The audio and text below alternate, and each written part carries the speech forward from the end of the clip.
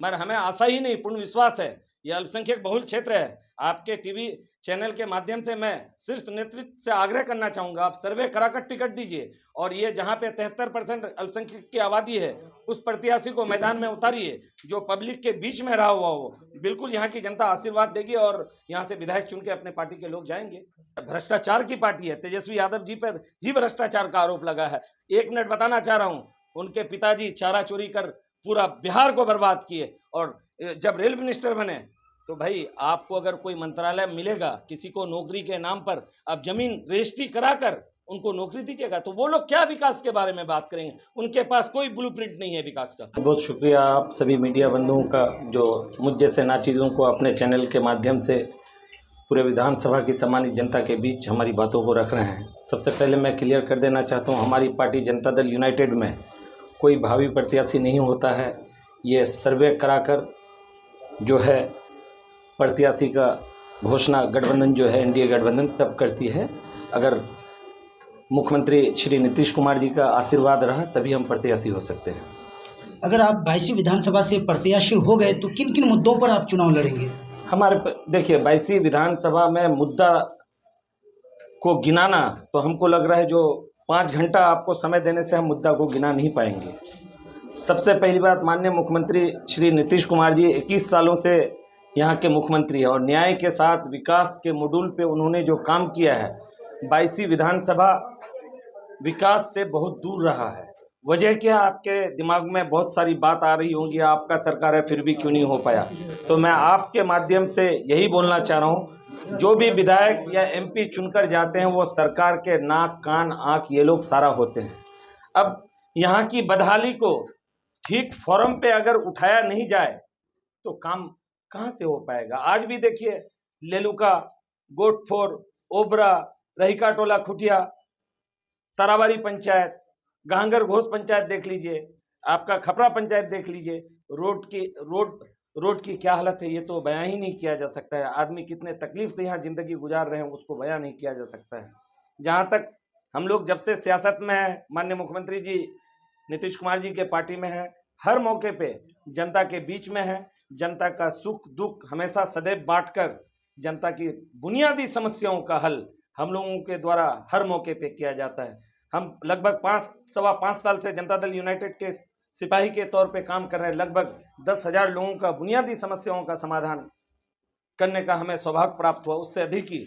Even के अगर मानिएगा media बंधुओं के ऊपर भी कभी अगर कोई तरह की बुरानी होती है तो ये नीतीश कुमार जी का सिपाही, आपका भाई, हमेशा आपके पीछे खड़ा रहता है। अभी इंडिया गठबंधन का यहाँ से जो है एक काफिला गुजरा पूर्णिया होकर के, उन्होंने एक नारा दिया बिहार में, वोट चोर गद्दी छोड़। इस पर क्या कहना चाहेंगे? भाई अगर उसमें उस काफिले में यशस्वी प्रधानमंत्री श्री नरेंद्र मोदी जी के माँ बहनों तक को माँ को गाली दिया है तो सब पार्टियां अपने अपने तरफ से जनता के बीच में बात रखती है पार्टियां। और प्रधानमंत्री जी की माँ को जो गाली दिया ये राहुल गांधी जी को कभी शोभा नहीं देता है। राहुल गांधी जो कांग्रेस पार्टी के राहुल गांधी जी जो है मुसलमान के जो हितैषी अपने को कहलाते हैं, किस हद कहाँ से वो हितैषी हैं? उन्हीं के ज़माने में इस अल्पसंख्यक समुदाय के ऊपर क्या नहीं जुल्म हुआ। देख लीजिए भागलपुर का दंगा जो 89 में हुआ था, और ये जंगल राज की जब सरकार आई 90 से 2005 के बीच में, मान्य उस वक्त सरकार आने के बाद जो ही सरकार आई उन्होंने न्याय नहीं दिया। अपने जात बिरादरी को सोनपुर मेला प्राधिकरण का चेयरमैन बनाकर लाल बत्ती में घुमाया और विधायक बनाया। ये मुख्यमंत्री जी न्याय के साथ विकास करने पे लगभग 84 परिवार, आज दंगा पीड़ित परिवार जो हिंदुस्तान में इतिहास है, उनको आज पेंशन मिलता है और सबको जेल के सारे दरिंदे को जेल के पीछे धकेलने का काम किया है। मुख्यमंत्री जी सदैव भी न्याय के साथ विकास कर हर समुदाय को के साथ खड़े हैं। आप कह रहे हैं कि मुसलमानों को क्या दिया? मुसलमानों की जान है राहुल गांधी, तेजस्वी यादव जी, अखिलेश यादव जी, और आप कह रहे हैं कि क्या है? कुछ भी नहीं है कोई जान। अगर जान रहते तो कांग्रेस ही के जमाने में सारा हुआ ना, आपको तो बता दिया। आरजेडी के जमाने में क्या हुआ 90 से 2005 के बीच में, अल्पसंख्यकों को क्या मिला आप बताइए। तो अल्पसंख्यक का बजट देखिए, हम टेक्निकली आप लोगों को जवाब देंगे। 3 करोड़ 75 लाख हुआ करता था 2005 में बजट, आज 1100 करोड़ के आसपास बजट है। मुख्यमंत्री जी तो यही कर रहे हैं सबके लिए। अभी जो है आपके क्षेत्र में एक वक्फ बिल में जो संशोधन हुआ उसमें नीतीश कुमार कहीं ना कहीं सपोर्ट की, लोगों का जो अभी चल रहा मानसिकता, उस पर आपका क्या विचार? देखिए सपोर्ट कुछ भी नहीं है। आप बोल रहे हैं लोकसभा में सपोर्ट की बात, मुख्यमंत्री जी ने खुद कहा है जो भी त्रुटियां हैं उसको सुधार कर मुसलमानों के हित में किया जाएगा, और सारे लोग ही बोल रहे हैं, तो ये घबराने की बात नहीं है। मुख्यमंत्री जी एनआरसी एनपीआर सीए के जमाने में सारे लोग बीजेपी के साथ रहकर उस बिल को रिजेक्ट मुख्यमंत्री जी ने करवाया है ना। एक तरफ सपोर्ट आप बीजेपी को कर रहे हैं, फिर अंदरूनी तौर पर बीजेपी को सपोर्ट कर रहे हैं और बाहर से एक लॉलीपॉप दिखा रहे हैं मुसलमानों को कि हम आपके साथ हैं। देखिए, किसी प्रकार की सपोर्ट नहीं है, ये तो वक्त की नजाकत है जो मुख्यमंत्री जी बीजेपी के साथ रहने के बाद भी मुसलमानों के हित में ही काम कर रहे हैं। आपको मैं बताता चलूं, 2 बार आरजेडी के साथ में सरकार रही है इन 21 सालों के अंदर में, तो आप तो देखिए आखिरकार क्या वजह था जो मुख्यमंत्री जी ने आरजेडी को छोड़ा और उसके बाद सरकार। ये तो भाई क्या भ्रष्टाचार की पार्टी है, तेजस्वी यादव जी पर ही भ्रष्टाचार का आरोप लगा है। 1 मिनट बताना चाह रहा हूँ, उनके पिताजी चारा चोरी कर पूरा बिहार को बर्बाद किए, और जब रेल मिनिस्टर बने तो भाई आपको अगर कोई मंत्रालय मिलेगा, किसी को नौकरी के नाम पर आप जमीन रजिस्ट्री कराकर उनको नौकरी दीजिएगा, तो वो लोग क्या विकास के बारे में बात करेंगे? उनके पास कोई ब्लूप्रिंट नहीं है विकास का। नीतीश कुमार के दौर में अफसरशाही बढ़ गई है, वो लोग जो जंगल राज चलाते थे आज जो है अफसरशाही का राज चल रहा है। अफसरशाही अगर आप बोल रहे हैं जो नीतीश कुमार जी के ज़माने में अफसरशाही अगर बढ़ी है, ये तो सरासर गलत है भाई। ये सुशासन के लिए अफसरों का जो भी दायित्व होता है उस पर वो काम कर रहे हैं। जहाँ किसी भी तरह की अगर त्रुटियां और कमियां आती है हम लोग के जानकारी में, उसको हम लोग हल करने का काम करते हैं।